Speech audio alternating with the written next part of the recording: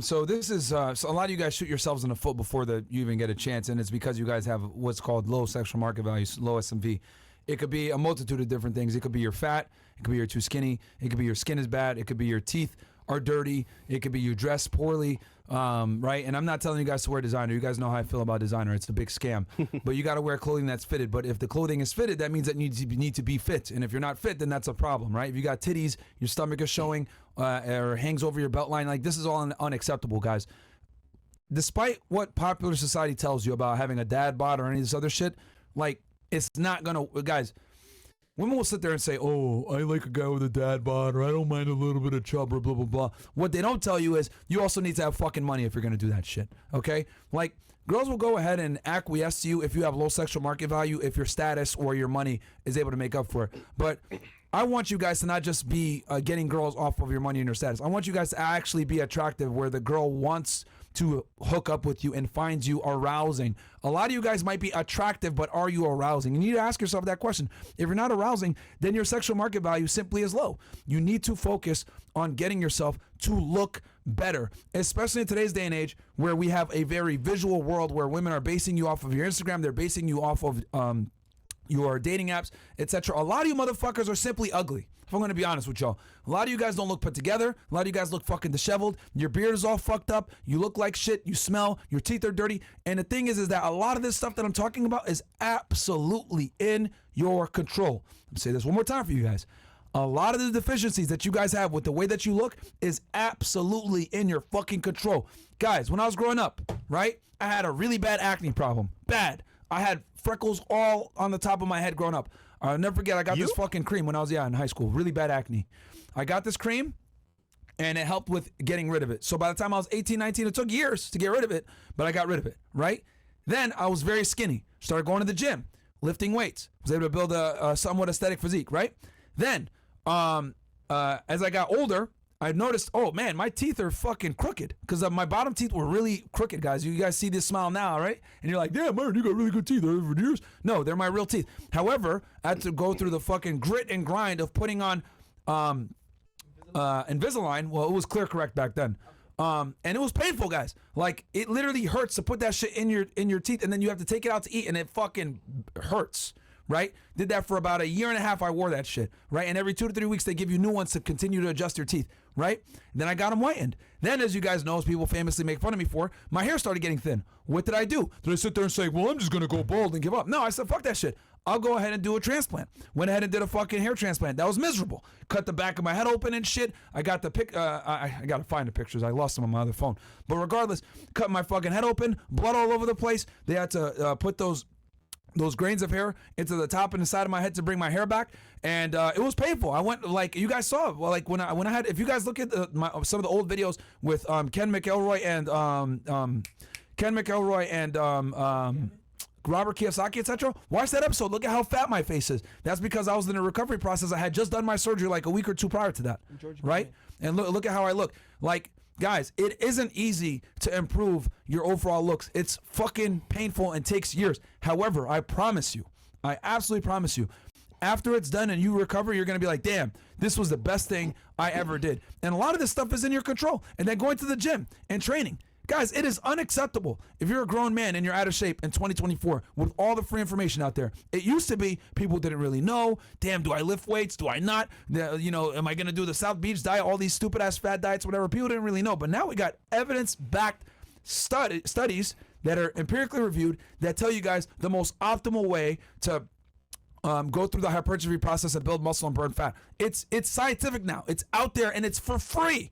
It's literally for free. You guys can look at peer-reviewed fitness journals now and figure this stuff out. It's all there. Hell, in our fitness on our channel, I did a couple of PowerPoint presentations where I talked about how to systematically lose fat and how to systematically build muscle. I go in detail with how to track your calories, how to count your calories, how to figure out your total daily energy expenditures, what maintenance calories is, how to put yourself in a calorie deficit, how to put yourself in a surplus, how much to put yourself in a surplus. I explain all this crap in explicit detail on the stuff. So there's absolutely no excuse for you guys to not max yourself out. Let's say you're an average looking guy, you can absolutely get yourself to at least a fucking 7. You absolutely can by getting in shape and take care of yourself, improving your skin, improving your teeth, getting, if you don't have the best looking face, you can go ahead and grab some facial hair. You don't got to be a fucking Chad, guys, to be a decently good looking guy to improve your thing. But the problem is that a lot of you guys simply don't want to do the work. That's what it comes down to. You guys don't want to do the fucking work, and then you wonder why girls reject you left and right, etc. You're fucking ugly.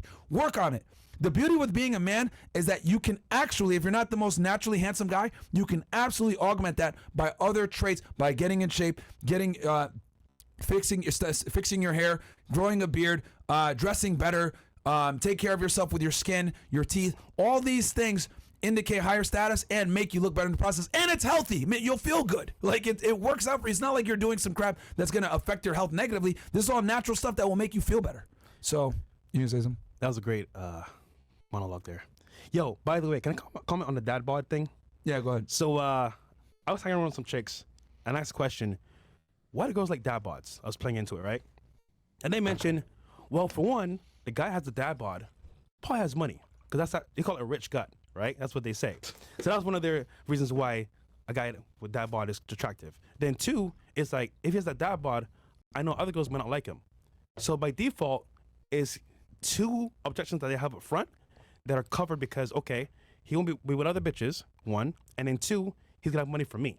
So that's what they think when they say, I like dad bods. That's like the... Yeah, it's all a lie. It's not true. You know what I mean? And when they say, oh yeah, I like a dad, it's a fucking lie. It's cap. And whenever a girl likes a guy that has a dad bod, he has something that redeems that significantly. Like, they always like to use Leonardo DiCaprio. Well, guess what? It's fucking Leonardo DiCaprio, who was in Titanic. You know what I mean? Like, of course they're going to say, oh, yeah, I love Leo's dad bod. Yeah, because he's Leonardo DiCaprio.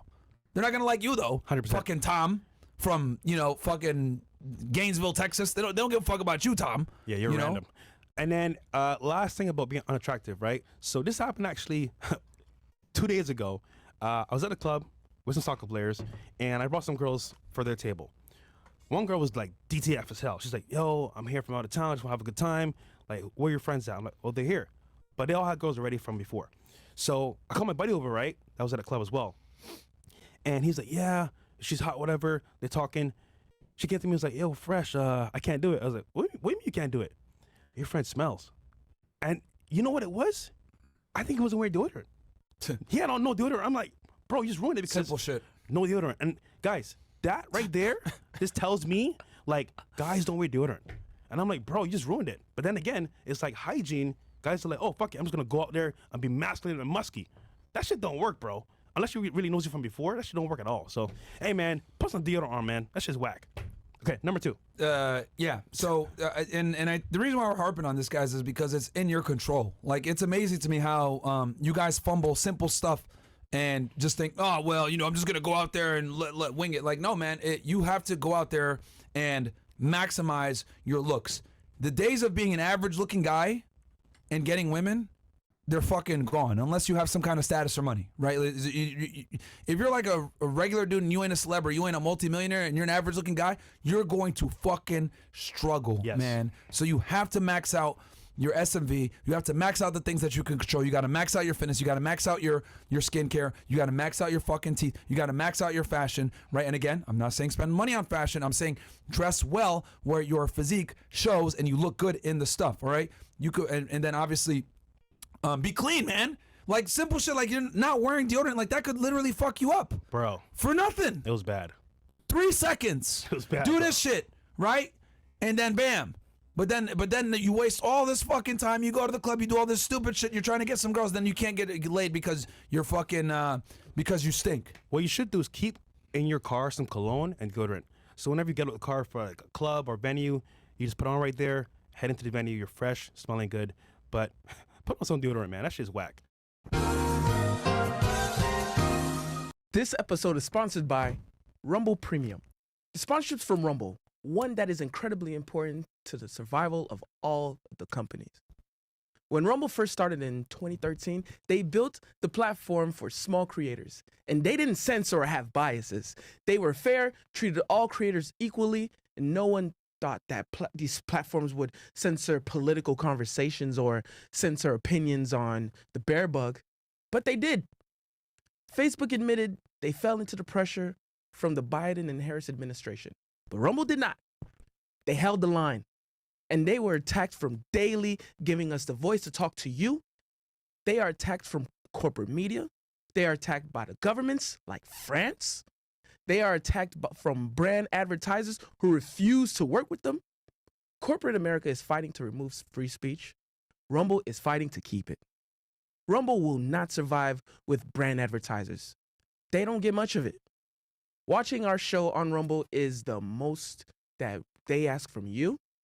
But if you really believe in this fight and you have the means, one major way you can help Rumble survive is joining Rumble Premium. Join a community that believes in the First Amendment and believes in our human rights to free speech.